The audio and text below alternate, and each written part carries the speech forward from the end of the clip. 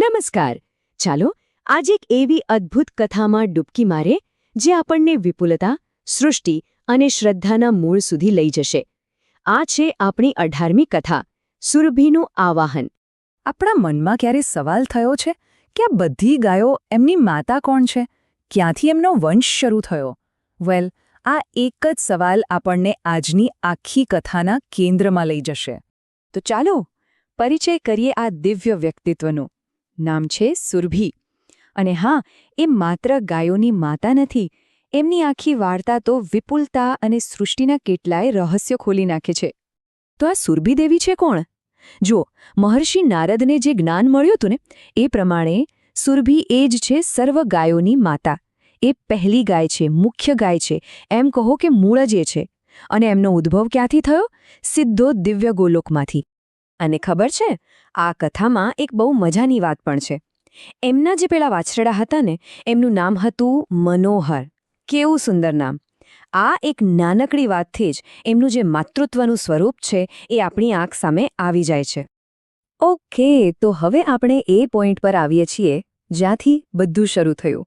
વિપુલતાનો એક એવો પ્રવાહ જેણે આખા બ્રહ્માંડને ભરી દીધું.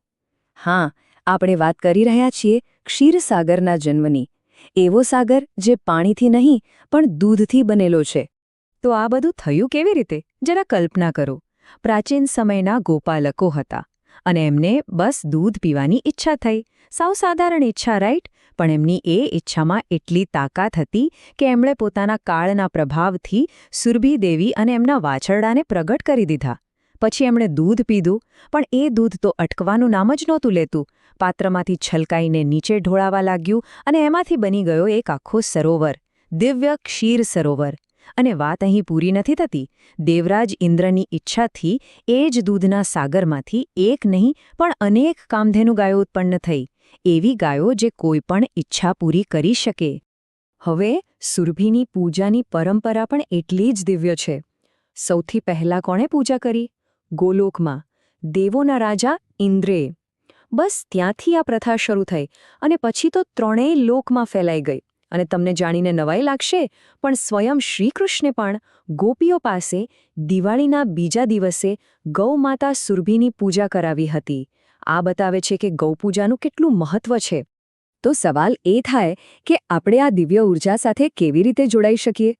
આ વિપુલતા અને પવિત્રતાનો અનુભવ કેવી રીતે કરી શકીએ? વેલ, આપણા ગ્રંથો એનો રસ્તો પણ બતાવે છે. પૂજા, મંત્ર અને સ્તોત્ર દ્વારા. કોઈ પણ પૂજાનું પહેલું પગથિયું શું હોય? ધ્યાન. એટલે કે મનને એકાગ્ર કરવું. અને એ માટેનો આ શ્લોક છે જે આપણને એ ભાવમાં લઈ જાય છે.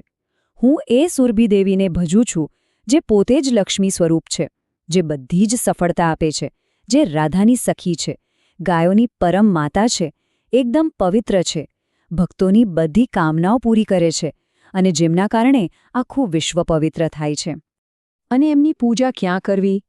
ગ્રંથોમાં અમુક ખાસ જગ્યાઓનો ઉલ્લેખ છે, જેમ કે કોઈ દિવ્ય વૃક્ષની છાયામાં, ગાયના માથા પર, જે ખીલાથી ગાયને બાંધવામાં આવે છે ત્યાં, શાલિગ્રામમાં, પાણીમાં કે પછી અગ્નિમાં.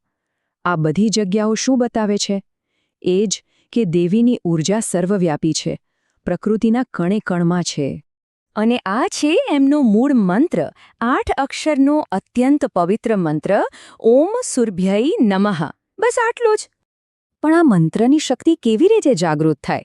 કહેવાય છે કે જ્યારે તમે આ મંત્રનો 1,00,000 વાર જાપ કરો છો ત્યારે એ સિદ્ધ થાય છે. અને એકવાર મંત્ર સિદ્ધ થઈ જાય પછી એ ભક્ત માટે કલ્પવૃક્ષ જેવો બની જાય છે. મતલબ કે તમારી દરેક સદઈચ્છા પૂરી થાય છે. તો આપણે મંત્ર વિશે જાણ્યું, પણ જ્યારે કોઈ સાચા દિલથી દેવીની સ્તુતિ કરે, એમના ગુણગાન ગાય, ત્યારે શું ફળ મળે છે? ચાલો હવે સ્તુતિની શક્તિ અને એનાથી મળતા વરદાનોની વાત કરીએ. એકવાર દેવરાજ ઇન્દ્રને દેવીની કૃપાની જરૂર પડી. ત્યારે તેમણે જે સ્તુતિ કરી હતી એનો અંશ કંઈક આવો છે. હે મહાદેવી સુરભી, તમને વારંવાર પ્રણામ. હે જગતની માતા, હે બધી ગાયોના બીજ સ્વરૂપ, રાધાને પ્રિય, લક્ષ્મીના અંશ, ફળ આપનાર, ધન, મંગલ, યશ અને કીર્તિ આપનાર દેવી, તમને વારંવાર નમસ્કાર. અને આ સ્તુતિનું પરિણામ અકલ્પનીય. સુરભી દેવી તરત જ બ્રહ્મલોકમાં પ્રગટ થયા. એમણે ઇન્દ્રને એમનું મનગમતું વરદાન આપ્યું અને પછી પાછા ગોલોક જતા રહ્યા. અને કહેવાય છે કે એમની કૃપાથી એ સમયે આખું વિશ્વ દૂધથી છલકાઈ ગયું હતું. પણ આ કથાનું ફળ શું? માત્ર દેવો માટે જ હતું? ના, આપણા માટે પણ છે.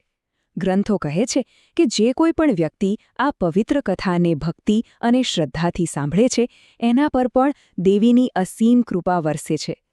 તો શું ફળ મળે છે? પહેલું, ભૌતિક સમૃદ્ધિ. સાંભળનાર સફળ ગોપાલક બને છે અને ધનવાન થાય છે, કારણ કે સુરભી પોતે જ તો લક્ષ્મીનું સ્વરૂપ છે. પણ વાત ખાલી પૈસાની નથી.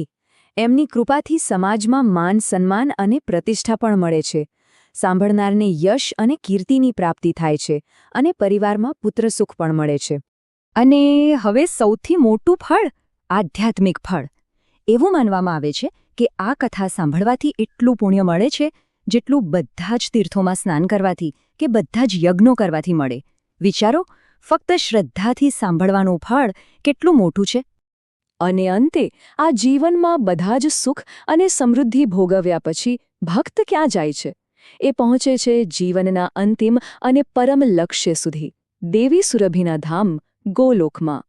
તો આ આખી કથા જે એક નાનકડી ઈચ્છાથી શરૂ થઈ અને બ્રહ્માંડમાં વિપુલતાના સાગર સુધી પહોંચી, એ આપણને આજના સમયમાં શું શીખવે છે? શું એ પ્રકૃતિનો આદર કરવાનું, શ્રદ્ધાની તાકાતને સમજવાનું અને સાચી સમૃદ્ધિનો અર્થ જાણવાનું નથી કહેતી?